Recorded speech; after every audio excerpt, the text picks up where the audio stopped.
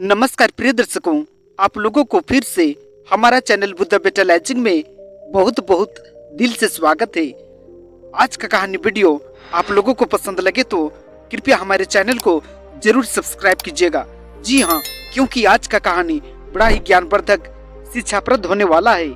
इसलिए आप लोगों से मेरा विनती है कि इस कहानी वीडियो को शुरू से लेकर आखिरी तक जरूर देखें। जी हाँ, यह एक गहरी और प्रेरणादायक कथा है जिसमें यह बताया गया है कि हमारे जीवन की हर घटना ईश्वर की मर्जी से होती है और उसमें हमारे लिए कोई न कोई शिक्षा छुपी होती है। जी हाँ, अधिक समय को ना लेते हुए कहानी की ओर बढ़ते हैं। प्रकृति की हर घटना और जीवन के उतार चढ़ाव में ईश्वर की मर्जी शामिल होती है।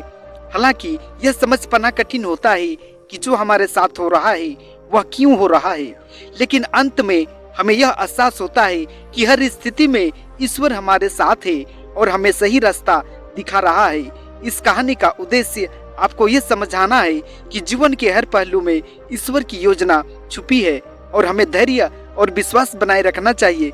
जी हाँ, बहुत समय पहले एक राज्य में एक धर्मपरायण राजा और उनका मंत्री रहते थे। राजा अपने मंत्री पर बहुत विश्वास करते थे क्योंकि वह हर स्थिति में सकारात्मक दृष्टिकोण रखते थे। मंत्री का एक मंत्र था, जो कुछ होता है वह ईश्वर की मर्जी से होता है और उसमें हमारी भलाई छुपी होती है। राजा कभी कभी मंत्री के इस विचार को नहीं समझ पाते थे, लेकिन वह फिर भी मंत्री पर पूरा भरोसा करते थे। एक दिन राजा शिकार पर गए। उन्होंने धनुष से निशाना लगाया, लेकिन निशाना पूरी तरह चूक गया। इसी बीच राजा का हाथ धनुष के तार में बुरी तरह कट गया और उनकी एक अंगुली भी कट गई।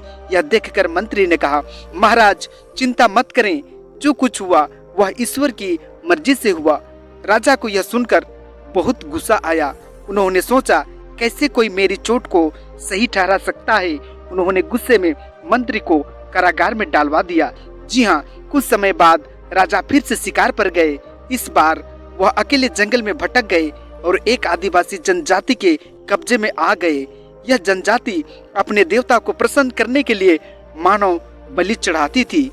जी हाँ, राजा को बलि के लिए तैयार किया गया, लेकिन जब जनजाति के पुजारियों ने देखा कि राजा की एक अंगुली कटी हुई है तो उन्होंने कहा, यह व्यक्ति अपूर्ण है, हम अपूर्ण शरीर वाले व्यक्ति की बलि नहीं दे सकते। इस प्रकार राजा को छोड़ दिया गया। राजा ने सुरक्षित लौटने के बाद अपने मंत्री को कारागार से बुलवाया और पूरी घटना सुनाई। उन्होंने कहा, मंत्री जी आप सही थे, मेरी उंगली का कटना सच में ईश्वर की मर्जी थी जिसने मेरी जान बचाई थी। मंत्री ने मुस्कुराते हुए कहा, महाराज और मुझे जेल में डालना भी ईश्वर की मर्जी थी।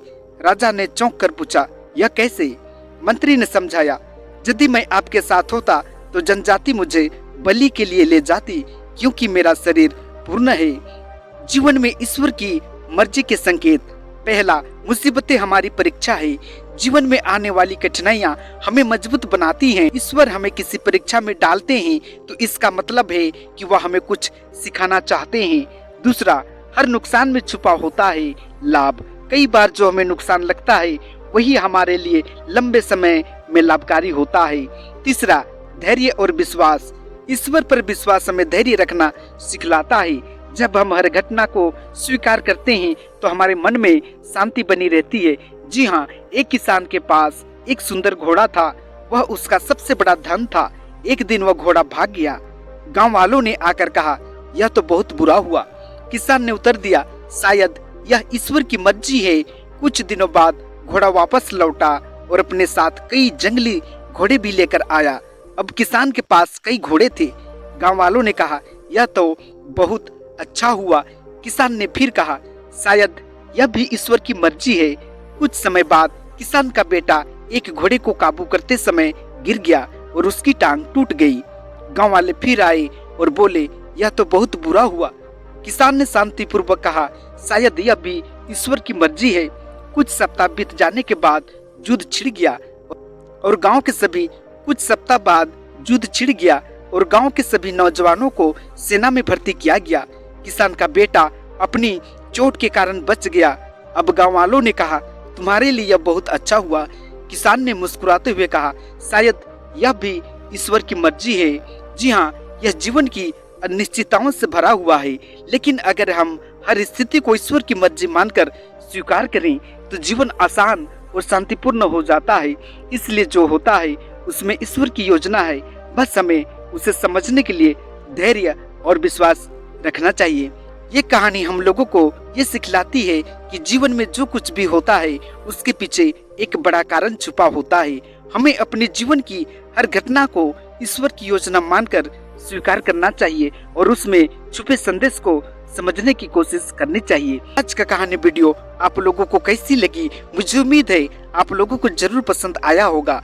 वैसे दर्शक बंधु जो हमारे चैनल में तो आते हैं लेकिन हमारे चैनल को सब्सक्राइब नहीं करते हैं, वैसे दर्शक बंधु से मेरा आग्रह है कि कृपया हमारे चैनल को जरूर सब्सक्राइब करके जाइए, क्योंकि एक सब्सक्राइब हमारे जीवन में आगे बढ़ने में बहुत मदद करती है, इसलिए इस बात को कृपया न भूले। जी हाँ मित्रों, आज का कहानी वीडियो में इतना ही। आप लोगों को बहुत बहुत धन्यवाद। नमस्कार।